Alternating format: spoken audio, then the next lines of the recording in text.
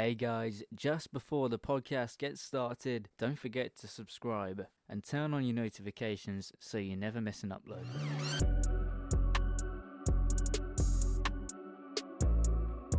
Hello everybody and welcome back to the Yellow Squared podcast.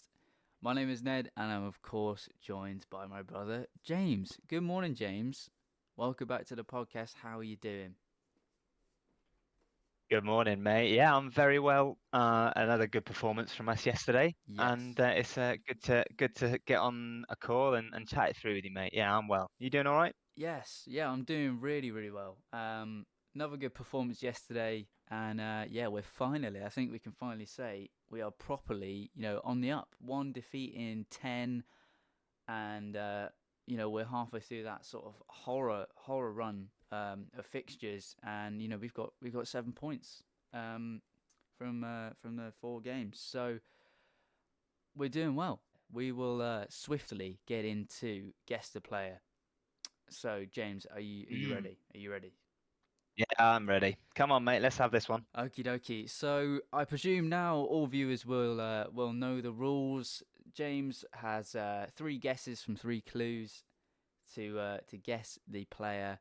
If he gets off the first guess, it's 3 points, and 2 points, and 1 point. And if he doesn't get it, which neither of us have done so far, he gets 0 points. So, it's all at stake now, James. Here is your first clue. So Go this on then. player made their debut for Watford as a 17-year-old in 1996 in a 1-1 draw with Luton Town.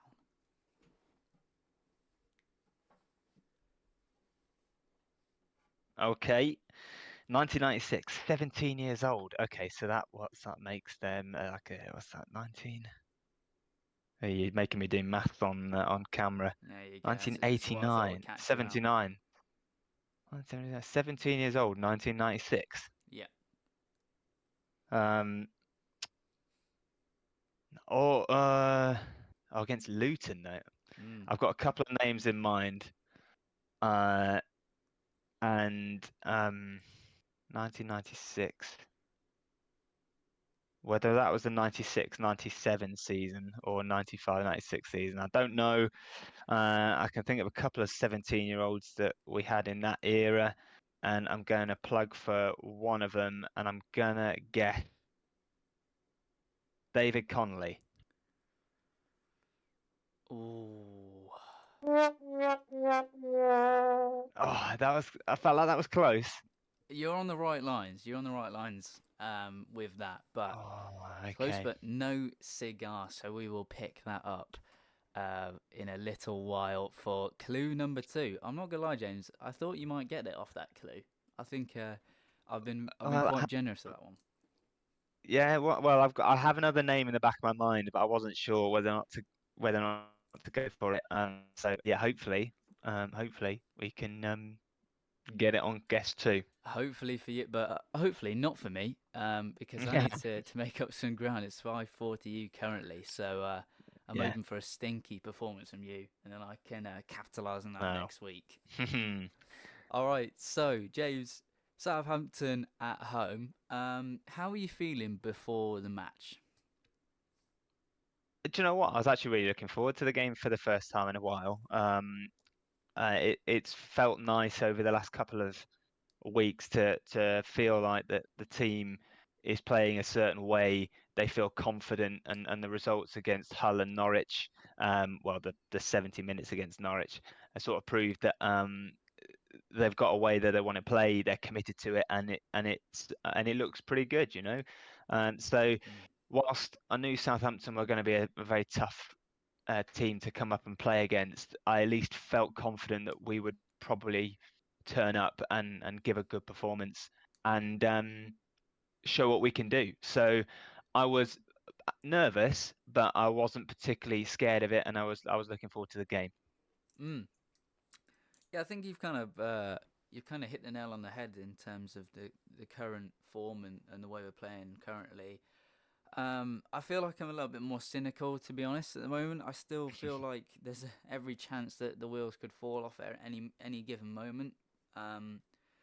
But I think a couple more games, a couple more performances like that, and I will continue to grow in belief that the team really plays for Ismael, and Yeah, we're starting to really get a style of football on lock, and play some great football. But you know what, I was a little bit nervous of Southampton. I think they've got a lot of Premier League quality still in the Championship side, and yeah, it seems a bit weird that they've barely lost really any players other than Ward Prowse of note, really. Um, mm, to from moving down from the Premier League. So I was a bit nervous. Their attack is very dangerous, and they've got some strong defenders and a really excellent keeper. So I was a yeah, little bit nervous before the game, but you know what? First sort of 15, 20 minutes, we weathered a little bit of a storm, which we're increasingly becoming better at, I think. And then really got the ball down and started playing some good football. And I think I don't know about you, James, but what I noticed was that Southampton seemed to have been the first team to come to the Vic and really try and press us off the park. Um, I think that just comes from them having a lot of confidence in their quality. But yeah, mm, they really tried to come and press us, press Ben Hamer when he was on the ball, really give us no time. But honestly, I think that encouraged us more to play at a much higher intensity and raise our game to Southampton's level, and we did. We moved the ball way quicker than I've seen us do in a while. Everything was done at speed. Everything was done with good pace and intensity, particularly from the fullbacks, with Lewis on one side and Andrews on the other. Really, really good performances from those two yesterday, particularly in the first half. But yeah, I think the way we moved the ball quickly and how we broke out of their press was really impressive yesterday. I don't know how you felt about that, James. yeah. I actually thought that it was Southampton's play lent itself to us to be able to capitalize on how we wanted to play ourselves, like you were saying.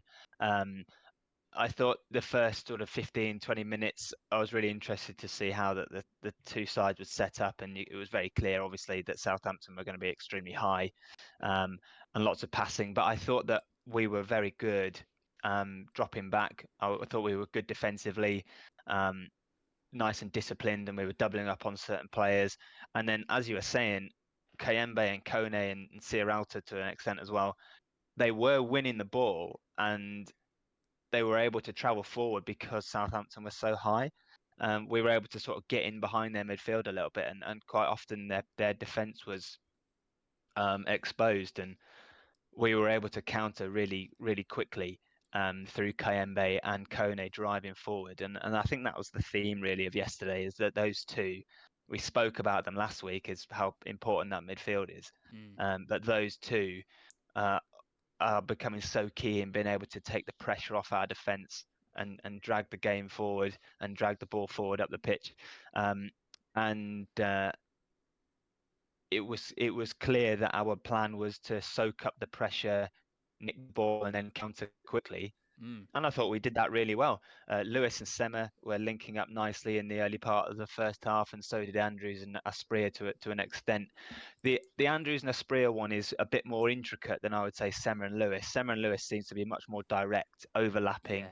and aggressive, whereas Andrews and Aspria, I think they like to play it around, and Aspria likes to drift inside. And sometimes I feel like that partnership breaks down a little bit because they overplay sometimes. But I think Mm, that's just they're a bit inexperienced. Whereas Semmer and Lewis were doing really well, and honestly, I think that Walker Peters for Southampton really proved that how good he is as a right back. Because I yeah. think against another team and a lesser quality right back, I think Semmer and Lewis would have had a field day, because they looked like they were on it and they were playing nicely, and we were looking real good. Um, and yeah, I thought we set up really well, and we looked sharp, and the defence were holding nicely. Port and Hutius were Porteous and Hoot, sorry, were were very disciplined, and I thought they had good games, and I just I don't know about you, but I felt in that first half we just started to grow into the game a lot Yeah, more, and the yeah, confidence yeah. started to come, which was great. So yeah, it was really encouraging opening sort of 20-25 minutes, and then the chances started to come, didn't they? Yeah, they did. Sema was really on the money with the deliveries yesterday from any kind of set piece, really, specifically the free kicks. There was a Yeah, yeah, couple. One was actually so good. I thought every Watford player was offside, but it was no, it was just a great ball in.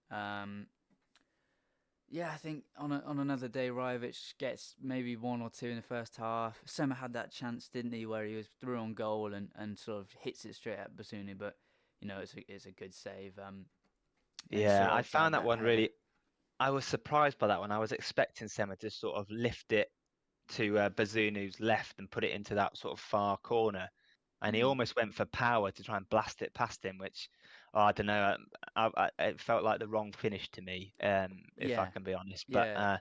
it was a shame, and it was good. It was a nice little flick from Ryovic, wasn't it? Kone into Mm, mm, Ryovic, and he managed to turn it around the corner. Which, I mean, I don't know if you wanted to talk about that now, but Ryovic was okay in that first half at yeah, being able yeah. to at least lay the ball off. I personally thought he struggled overall in the game at being able to hold the ball up. And there was a few times, I mean, you're speaking about that free kick a minute ago. I don't really know how he missed the ball. I mean, the ball basically fell on top of him and he just kind of missed it. And I Mm, think any decent contact and Bazuni's got a save to make. Um, mm, but I thought overall his game he wasn't particularly great. But I think we're starting to see a little bit of progression in terms of his link-up play. That's starting to come together, and it led to that chance from Sema, which we just couldn't finish. yeah. Well, I think it's interesting you say that, and I agree with most of it, but I think overall he had an all right game. I didn't think he played particularly badly. It's very difficult being up isolated on your own, especially when we're kind of a little bit deeper Mm. in our half, trying to play out from the back. So quite often when the ball comes up to him, he's very isolated with three or four Southampton players around him. But on the whole, I think he's growing in terms of his link up play. I think specifically from Norwich onwards, now the past couple of games, we're starting to see him be much better with the ball coming into his feet and laying it off. I Yeah, think you're right in terms of he needs to improve his hold up play because he's massive. It just seems to me like he plays a little bit in terms of his hold up like he's 5'4" or something like that. yeah, Like yeah, he's a huge guy and he can compete with any centre back in the championship. Obviously, Southampton have really quality centre backs, probably Premier League quality at the very least. yeah. So And I think, sorry, it's just to no, pick no, up it's on fine. that one as well, because I think you're right. I think was it. I'm just sorry, just checking. Harwood, Bellis, and Bednarek. Yeah, I thought Bednarek was absolutely superb yesterday mm, for Southampton, and I don't mind saying that because yeah, the amount of times he managed to just cut the ball out or just get a touch on the ball. Um, yeah, at the last minute, there's a couple of balls from Sema that fizzed across the air, and he was able just to get a touch on it. yeah, yeah. I think against another team, mid-table championship side, I just don't think a centre back is they're going to be able to deal with that. So No, yeah, I thought Bednarek was excellent, and we came up against maybe two or three of that back five. Walker Peters, Bednarek, and Bazunu were on their game yesterday, and I think mm, that was the difference really between us picking up the point that we did and the win that we. I'll be honest with you, I think we probably deserved yeah, yesterday, but yeah, yeah, 100%. I might be getting ahead of myself, but yeah, no, sorry, I just wanted to touch on that one because you're right. I think there was a few times where against another team, maybe a ball might Mm. have fallen to Ryovic in that first half, which hopefully he might have been able to um, capitalize on. Yeah, I think as we've seen, I mean, Ranovic is on 7 goals now this season, and he's showing that when the ball comes to him in the box, he'll score more often than he misses. So Mm, I think where we were at before, he's just he's not very good at anything other than scoring and putting chances away in the box. So in that regard, he's vastly improved and continues to do so with every game. His link-up play is getting far better. I think just if he can improve that, the holding the ball up, then he comes away from being this sort of weak link in the attack because let's face it, he's not the quickest guy, which he can't really do anything about. So he needs to improve the rest of his game in order to improve as a player overall. But you know what? From the first half point of view, we had some great chances. We played some good football, and Yeah. yeah, I think that at least three out of the back five were really on their game yesterday. Otherwise, it could have been a completely different score. Mm, Um, I thought Manning had a fairly good game defensively anyway. For Southampton as well. yeah. There was one chance where Andrews got in behind and whips a ball in, which is right on the money for Rivich, and Manning sort of managed to get a little touch on it, which took it away from him. So yeah, like you said, that there was some great balls into the box, which I think maybe some other Championship defenders don't read as well as Bednarek did yesterday. But yeah, going into the second half, James, any thoughts? Any thoughts on just the start of the second half? Well, sort of second half and sort of over half time, I felt that we were, as we said, we were so in the game in that first half, and I must admit, I thought that we just needed to kick on and we'd eventually get what we deserved, which was a goal. Mm, And I thought we started the second half well as well, with a couple of chances. We were getting the ball forward, and Aspria, the ball fell to Aspria on the edge of the area, and what I liked about that was he didn't think really, and we've spoken about Aspria a lot over the previous podcasts, mm, and we're starting to say like he's starting to add goals and assists to his game now. That chance there, he's just brought the ball down and he's just hit it almost without thinking, and I mean, again, it's going in, and it's a brilliant save mm, by Bazunu. It's such a good save, yeah, and I thought, oh, brilliant! We're looking confident. We're bringing the ball forward. We're having the same joy that we were at the end of the first half with getting the ball forward and breaking, and we're capitalising on Southampton um, losing the ball in the midfield area, and they were committing men forward, and we were finding the space. And I thought, oh, okay, great. Hopefully, that's a taste of what's to come, and great save from Aspria, and. And then, unfortunately, the sort of the one decent attack that Southampton strung together got in behind us, and it was a well worked goal from them, really, wasn't it? Eventually, yeah, when it came, um, good layoff from Armstrong, and it was a well taken finish from Che Adams, and then you kind yeah, of sat there yeah, thinking, oh, really?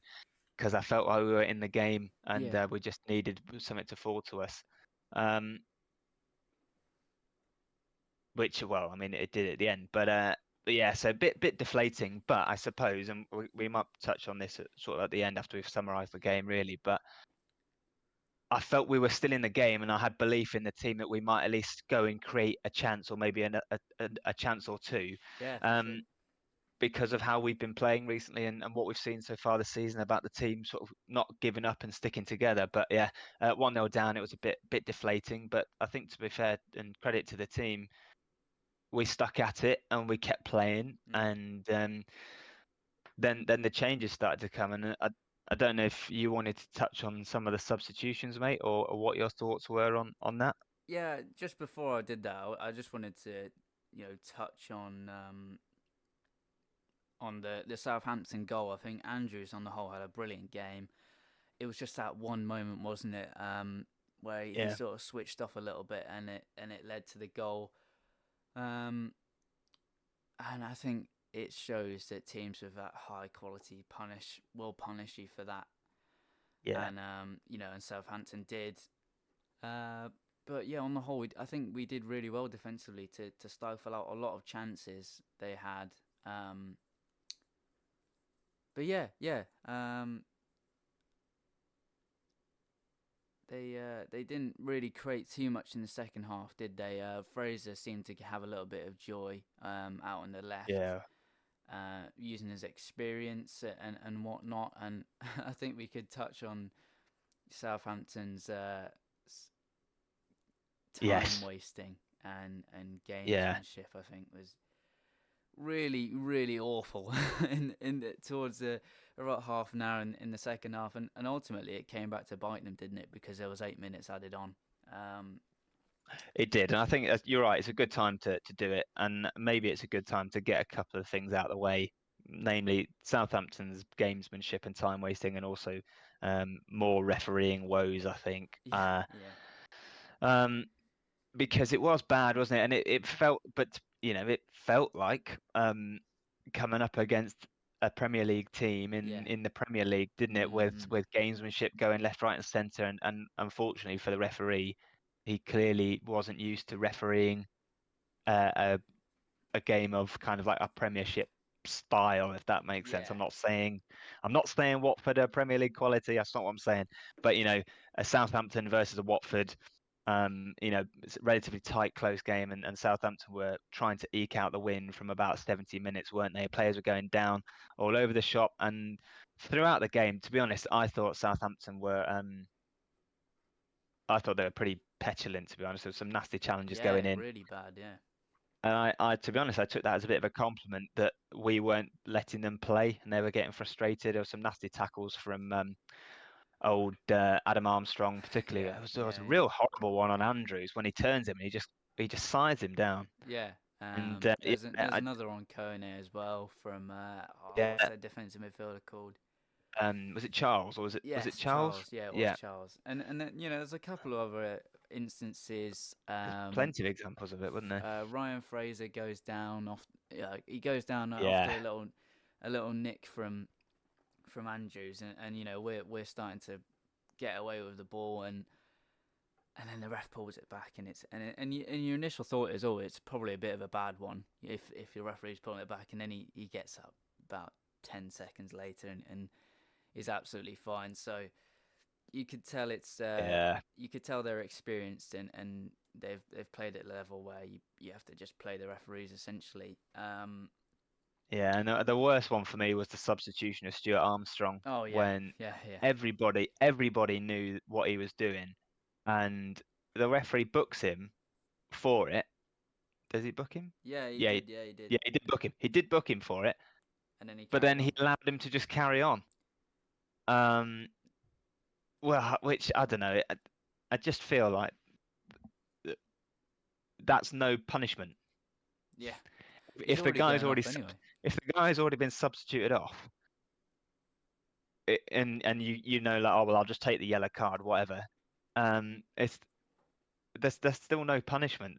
If the EFL, and I had my rant about Keith Stroud and the EFL Yeah, I a haven't couple had of to weeks put ago, up the didn't I? alarm in recently. Here we go. But if the EFL are trying to clamp down on unsportsmanlike behaviour, the referee should have gone to him and said, "Listen, I know what you're doing, and I will book you again for just not listening to me. I booked you once for Mm. time wasting and not going off at the nearest exit, which you're supposed to do. I booked you for it, and you're still not doing what I've told you to do. So I will give you a second booking, and I will send you off." Yeah, yeah, yeah, He just didn't. He just let it happen. It was classic weak refereeing that we've seen time and time again in the championship this season. Um, but at least he added a time on, didn't he? yeah. I Which think is there's a couple other minutes, moments. Sorry, moments. yeah, In the game, particularly one where Manning and Kone sort of had a little bit of a kerfuffle on the floor, and then Kone stops a free kicking, and he gets a yellow card. But like you said, I think if the EFL are trying to cut down on sportsmanlike conduct and really trying to stop players from essentially like promoting, asking for yellow cards and really just sort of not cheating, but essentially winding down the clock and stuff. Um, yeah, that's an example of Manning asking for a yellow card, literally doing the gesture for a yellow card, and the ref does yeah, nothing again. And I think the inconsistency between that is the most frustrating thing because so many referees would give the yellow card, but then others don't. So it really just it's a real conundrum, but it's frustrating from my viewpoint because they were doing a lot of the dark arts as people refer to it as Yeah, and getting away with it, which I think they do a lot in the Premier League, and that experience yeah. is frustrating. But you know what, like you said, at least he added the time on, and we eventually went on to capitalise on that. But James, before we get on We to did. that capitalisation, we have to do round two of guess the player. So James, are you ready for clue two? Yes, indeed. Go on All then. right, so I'm a ready. little quick recap for you. The first clue was this player made their debut for Watford as a 17-year-old in 1996 in a 1-1 draw with Luton Town. So here is clue two. This player went on to make 252 appearances for Watford, scoring 9 goals in all competitions. Oh no. 9 goals. 9 goals. A 17-year-old debut. That's not a lot, and that's not what I was going to say. I was Oh, thinking Kevin Phillips. Um, so that's not him. 252 appearances, 9 goals, made his debut in 1996. yeah. Um, oh, oh dear, oh dear, dear. Oh, it could 17-year-old, be a stinker. 9 goals, Oh, 252 appearances. What's that? I mean, that's about 6, 7 seasons worth of football. Um, I am gonna have no, to push you for an answer. 70. You're gonna have to push me for an answer. And at 9 goals, I'm thinking defender. Um, 1-1 draw against Luton. Oh dear, you've got me here, mate. It's gonna be a 1 point week, maybe. Oh, Okay, I'm gonna have to guess then at captain extraordinaire Rob Page. Oh it's a no. 1 point week. Oh, this is Well, exactly what I wanted to hear from you, Jay. Unfortunately, no, it is not Robert Page. I So see the you've upped the final ante. clue, I fear. the final clue will be very shortly. That's the first. I think that's the first time we've ever got onto the third clue. With someone Yeah, still yeah, guessing. yeah. So Well, it's here we very are. tense, very tense. And if you have guessed it by this point, just get in the comment section. Get in the comment section and tell James he's gonna kick himself when he hears the third clue. Oh, yeah. Oh dear. Okay, so James, Yeah. just hopping back into the Southampton game and capitalising. So I really felt we deserved at least a point from that game, if not all three. And edging into the 90 plus 2, 90 plus 3 minutes, and I'm thinking, you know what? I came into this game thinking I'm not fussed about the result. The same as Leicester away, really. I'm not particularly fussed Mm, about the result. I just want a good performance because quality quite often yeah. prevails, and I felt like as long as we're continuing to put good performance in and we're playing well and we're playing the style of football and we're committed, that will get the fans behind them. Um, but I wanted to pull up a little stat. Yeah. So we've scored a lot of goals, plus 80 minutes this season, and I think it really shows how the resilience of the side has improved from this season to last season. So we've had 2 goals plus 90 against Birmingham at home. Um, then we had Rojovic versus Millwall, 90 plus 2. Martins versus Rotherham, 90 plus 4. And then Rhys Healey versus Southampton, 90 plus 6. And I really think Yeah. that shows the fight in this team to never give up. And that is it's so pleasing for us as fans because I think last season it would get to 80 minutes. I remember watching the Preston North End game at home, with Yeah, you, James. It got to about yeah, 80 minutes, and I was like, we wouldn't score if there was another 10 hours of football here. And yeah. it's so pleasing to get to the end of the game, and it's like, you know what, we could get another goal. Something's gonna happen, and it wasn't. It's not just gonna peter out like it did so often last season. But And yeah, you're absolutely right, and I think that's all down to Valerian, with his management style, with mm, the style of play. The team looks fitter yes, yes, than I've seen them look in a long time, and you can just see they're working for each other. mm, And I think it's time now as sort of Watford fans that we really start to get behind Val, because yeah, 100%. there are, you can potentially level some criticism at him in terms of some of his decisions in the past, but recently the consistency in team selection has been there, and the results have followed. One defeat in 10. So I think nothing now, mate. It's the time that as fans we start to go, yeah, all right, Valerian, we're with you.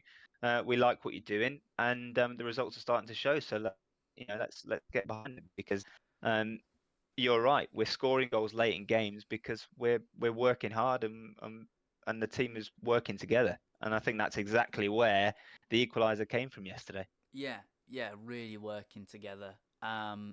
And I know you asked me about the substitutions about 10 minutes ago now, but I did Yeah, want to speak about them now. Throwing the dice, really, wasn't it? Bringing on Bio for Rivich is something we've seen quite often. yeah, And then to bring on Healy as well. And Healy has already, he's proving to me that he's committed and wanted to offer something when he came on against Rotherham and yeah, got his assist. Um, but really, brilliant to see him get another chance, and the work rate and desire from Bio to jump and leap and win that header to knock the ball down, is something that I would not see Rajovic doing, and that's not a dig at Rajovic. I just think that he's a completely different player to Bio. So getting that mm, substitution right really adds a new dimension to our attack, which is really excellent. But yeah, yeah. the jump and What? leap and the knockdown is perfect, and then Healy, it's instinctive, isn't it? To chest and volley, and it's not the Yeah, cleanest of connections, but because he does it so quickly, it gives Bazunu no time to get down and save it, and for somebody to beat Bazunu yesterday, because I thought he was really on form. For yeah. somebody to beat Bazunu, it had to be something pretty good, or pretty a snapshot, really. Um, Yeah, I think the snapshot's the key there, because he does sort yeah, of, to some degree, shovel it in a bit, Bazunu, which is a shame for him because he played well, like you say. But yeah, yeah, yeah. Sorry, you go on, mate. Sorry, I didn't mean to cut in. no, no, no, you're all good. Yeah, it has to be a snapshot, and it was lovely to see pretty much every Watford player run over to him. So he must be fairly well liked in the dressing room and liked around the club. So I'm so pleased for him to get that goal. And hopefully, I think that Yeah, that shows that he probably deserves a few more chances, rather than coming on yeah. for a 5-minute cameo, and then he unlocks the long throw trait. So That which was was hilarious to which me. was I couldn't crazy. believe what I couldn't believe what I was watching. I mean, that's a weapon in and of itself. I mean, it proved more chaotic than any corners that we've taken recently. Yeah, I So know. get him on the pitch for that alone. Brilliant. But yeah, mate, just to pick up on it, a couple of things, which I thought Valerian's substitutions were brave, Mm. because he was chucking on more and more attackers. You could say that they came a little bit late, but you have to sort of balance that against Oh yeah, Southampton's yeah, threat yeah. on the break. So I kind of get it. I thought it was brave putting on another striker, putting Sema to left back, and Martins came on maybe slightly later than before, and also Tom Ince was on the pitch as well. So there was a lot of attacking intent out there, and so I thought that was brave. Mm. Bio and Healy uh, had played together at Toulouse, and I Oh, think have they? they played together at Wow. Toulouse, and they've got I think they've got they had in their season together or in the time together they had 25 goals between them, 10 for Bio and 15 for Healy. Wow. So I mean, we were joking with the Watford way, weren't we, yesterday? But that link-up play, the Bio leap and the knockdown, it could it be? I mean, I don't really want the system to change too much, but I think the time has come now that Healy probably deserves a run at the team, at least half an hour as a sub, first sub maybe for Rajovic. Yeah, Bit yeah. harsh on Bio, but um, I think what yesterday was crying out for, in my opinion, because of Mm. how high um, Southampton's line was, you just needed that pace along the front to just put the ball in behind and have somebody running onto it because you could see that was what we were lacking and what we couldn't do at Rivich. So Healy potentially being able to play up top and running behind. I think with Mm. his goal now, he's absolutely earned the right, in my opinion, to have a decent run at the team. I don't think he'll start on Tuesday. No, That's no. not Ismail's style, but he deserves to come off the bench slightly earlier Yeah. and run around because he strikes me as the kind of player that is sort of aggressive and pacey and behind. So hope so. Yeah, yeah. I would 100% give him more game time at least. Yeah, I agree. He probably shouldn't start, but maybe come on a bit earlier and see, I think so. show what he can offer for the team. Um, I think so. Yeah. yeah, 100%. And yeah, what a lovely way to end off the podcast positively. And from my point of view, an even better way to introduce the third clue of the podcast.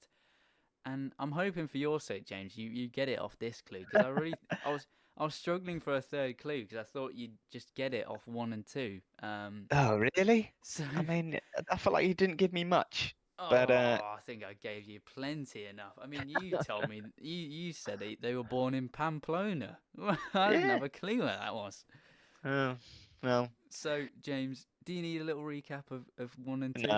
I think I've got it. 17, debut 17 All in right, 96 against Luton, and they scored 9 goals in 252 appearances. let me give you the third clue. So James, this player featured in your favourite 11 in the Watford Way podcast. Have you got it? Oh, well, uh, okay. I think I might have got it now. Yeah. Um, is it is it Paul Robinson? Excellently done. Yes, Oh, it is that was, right. hard, Paul Robinson. heart in mouth there. Well done, Paul. Hopefully he comes back to the club in a coaching role at some point because he Yeah. said he'd be interested in that, didn't Mm, he? mm. So it'd be great to see him come back to the Vic Yeah, and because he's what a left player Millwall he as was. well, yeah. I had so much time for him, and yeah. So a free agent, maybe a defensive coach coming in, Maybe. maybe. Maybe. But yeah, no, great memories of Paul Robinson. I was a big fan of him, and I think he was sold because we had to sell him Yeah. for the money. And time for Paul Robinson, great player, and yeah, fabulous. Yeah, I'm curious now. Was he the person you had in mind? No, Who was that? the other person I had in mind at that point, the other person I had in mind was Richard Johnson, but then I discounted that because he played a lot earlier than '96. But yeah, I was kind of hoping the third clue would would would give me a clearer a clearer view of who it would be, and it Yeah. did. So yeah, Yeah. happy days. Paul So Robinson, what's it? 6'4"? it is 6-4 now, 6'4" to so me. all to play for. If I get it off the first guess next You're week, back in I front. will I will take the lead for the first time because you started, didn't you? So I've been chasing for You're chasing pack, and that's a chink of light for you, I think now. yes, So I've been waiting for a moment to pounce upon. So I'm hoping next week will be that moment. Ah, yeah, okay. So, James, just before we end off this week's podcast, it's important to mention, as always, that the Watford women are in action this afternoon in the FA Cup third round against Southampton. So a little bit of a tough tie for the Golden Girls. Southampton a third in the WSL 2, whereas Watford are bottom currently. Hopefully, Southampton play a little bit of a rotated side, and then Watford could really get onto them and get some confidence back. I think we're very low on confidence at the moment, aren't we, James? Yeah, we are. We need them to get a result at some point, a positive result, just to give them something, because it does feel like they're in a bit of free fall at the moment, which is not nice. It's one thing to get relegated; it's another thing to get relegated with a whimper. Mm. Where have we said that before about a Watford team? Yeah. So yeah, hopefully they can pull something together. Looking out my window now, the weather looks absolutely atrocious. So hopefully it becomes a bit of a leveler for the game this afternoon, and makes it difficult, and we might be able to nick something. But yeah, fingers crossed. Fingers crossed. Yeah, and I mean, what better way to instill some belief in a side than going on a bit of a cup run? So Absolutely. hopefully they can nick something this afternoon and get the ball rolling. Get the ball rolling. I think that's important Mm. for the Golden Girls to get things going. Alrighty then, thank you very much for listening to the Yellow Squared podcast this week. We really appreciate all the interaction we've been having recently, particularly on Twitter. Um, a lot of people are reaching out to us and getting involved with the pod and the channel. So thank you all so much for your continuous support, and we'll be back very soon for a potentially a little Ipswich podcast, a small one, or if not, it will be a double game week next weekend. So thank you so much for listening, and we'll see you again very soon. Take care, guys. See you later, everyone. Come on, you Hornets.